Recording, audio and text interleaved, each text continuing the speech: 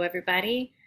My name is Margeaux. I'm an Agile coach and Agilist for over 11 years, and today's topic is going to be on how do we get those improvements accomplished when they are outside the team's control. I put this deck together because of one common anti-pattern that I see in my coaching engagements. I actually see this quite a lot. And it's at heart that the organization outside of the development team lags in adopting Agile or making inputs into the Agile process that will support the team. This is a problem for me because those organizations are really missing out on the full potential of Scrum. Those organizations that are content to let the development team make some Agile changes, but don't make any changes within the structure of the organization and how work flows from an idea to being in their customers' hands, are really missing out on the pieces that provide those wonderful benefits that we all want from switching to Agile in the first place. In addition, I find it's very common for the development teams to become demoralized or to start believing that this Agile thing isn't going to work for us, is when they have picked some low-hanging fruit in their own processes and they hit this wall where, in order to make their lives better and the development process more effective and the time to market faster, they require some outside intervention. And when they don't get it, they start to feel that this Agile thing doesn't actually work. And nothing could be farther from the truth. The truth is, agility in Scrum requires incremental improvements wherever they might be found. It's a whole organization transition. Just to be clear, that doesn't mean that everybody in the organization will be on the hook for making changes. Some people will, some people won't. It simply means that where the team finds places for incremental change that are not under their control, we want to support them and look into making organizational changes so that we can get what it is that we actually want out of Agile. Better time to market, faster development, better quality, all that wonderful stuff that made the organization say, hey, let's try this Agile thing in the first place. So let's get into a little bit about how I coach development teams who have hit this particular wall and how to help them move forward and help make those organizational changes happen. First thing I suggest doing is working with the team on what they want and really getting to the heart of the matter behind it so that they can make a crystal clear and concise ask of people outside the team. This work is going to include some root cause analysis of the problem so that if there is a counter to their request, they can stay laser focused in that negotiation and find an alternate solution that meets the underlying need that was behind their ask. These are some of the questions, just a few examples of what I would ask of a team in a group conversation. What do we want? We start with the individuals and then move on to looking at where our individual wants might converge on a group goal that we can all push forward together. What's our reality? Where are we now? What are the obstacles? Are these obstacles real or are they assumed? What is in our circle of influence? Options. What could we do? I try to have the teams brainstorm some things that are silly or outlandish, like, well, what if we outsource it to aliens and they use their mind control device to get them to do what we want? Something wild and crazy, just to kind of remove any blinders or limits to what we might be able to do. We often impose artificial constraints on our options in situations like this. And finally, what is a way forward for us? What will we try to do? How will we stay in touch and track progress on this goal? Because it often isn't a matter of a single meeting to convince the organization to change. It often takes several conversations.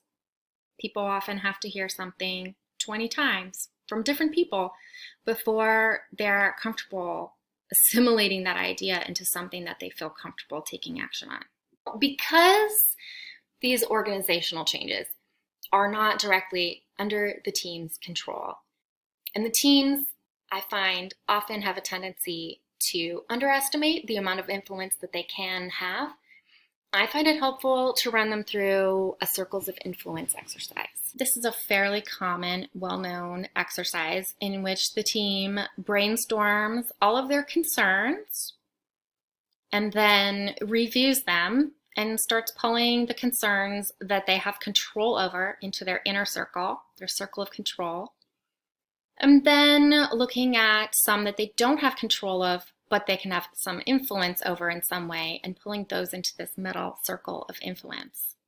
I like to take this one step further and create a relationship inventory for the team with a mind map on top of their circle of influence diagram. How I do that is I pull all of the things inside the team's circle of control out to the side and keep it for reference later. And I replace that with the names of the team members. We then look at the items in their circle of influence, and for each one, we brainstorm and add more sticky notes with the names of the people who do have some control over whatever decision-making surrounds it. Then we create a mind map by drawing lines between the names of the people on the team and any of these individuals, the people involved, who they have some kind of relationship with. And this could be something as low level as, oh, I see this person on the regular in the break room, or in the days of COVID and remote working, be, oh, I don't really talk to them a lot, or I do talk to them a lot, or they're in a chat room that I'm often on. I could ping them there. The next part of the inventory is looking at all those individuals who have some power or some control or influence of their own over the areas that we want to influence, and talk about the WIFM.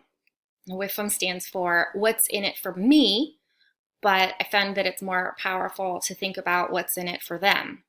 So for each person, we take on that question from their point of view. What is in it for them? Here's our goal, and then how could that be connected to something that they want, or something that they need to accomplish or show on their performance report that they've done a great job at? Filling out that what's in it for them card is going to be finding the data that will sway them. If you haven't already read it, this is an amazing book on how to measure anything. And if you're skeptical of that title, I'll tell you I was too. But the first 30 pages will really open your eyes to how we can shift our perspective on data. People tend to think, especially engineers, that data is something that's very precise and accurate, and it's true and correct, and it does not have to be that. Data is simply something that we can use to reduce our uncertainty around a decision. Are our metrics moving in the right direction? Is there a trend up? Is there a trend down? We can take some very inexpensive and lightweight data measurements around things like that without having to do all of the precise and accurate data collection that would be too huge of an investment to make. If I didn't mention before, this is a long-form game to play to influence people outside the team so that they will make the improvements that will help us.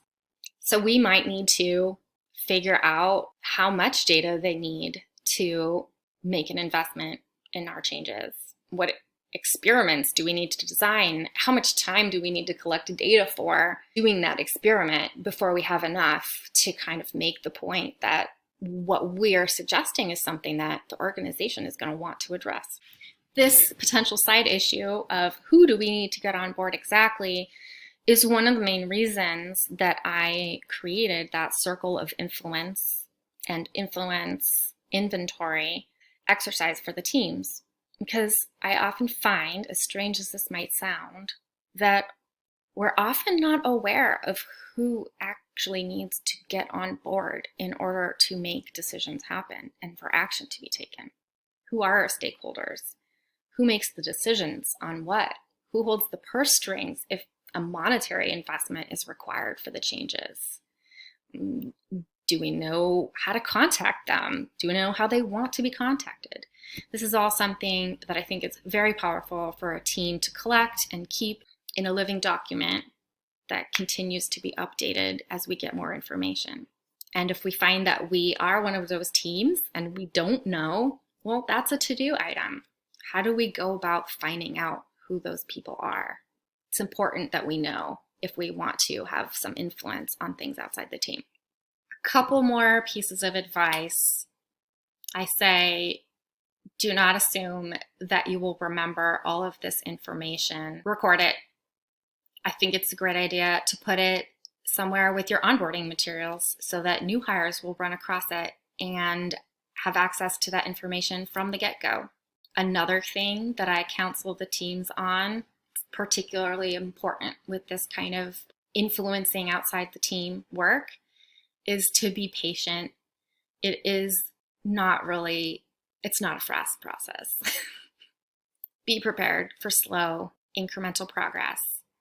I think that acknowledging upfront that this is not going to go anywhere near as fast as we will want it to will set expectations and save a lot of frustration on the part of the team when it does inevitably take quite a bit of time and conversations to exert this kind of influence. Well, that concludes my presentation on helping the team with improvements that are outside of their control. Thank you for listening. And if you have any questions, comments, or feedback, or if you need an Agile coach, you can connect with me on LinkedIn.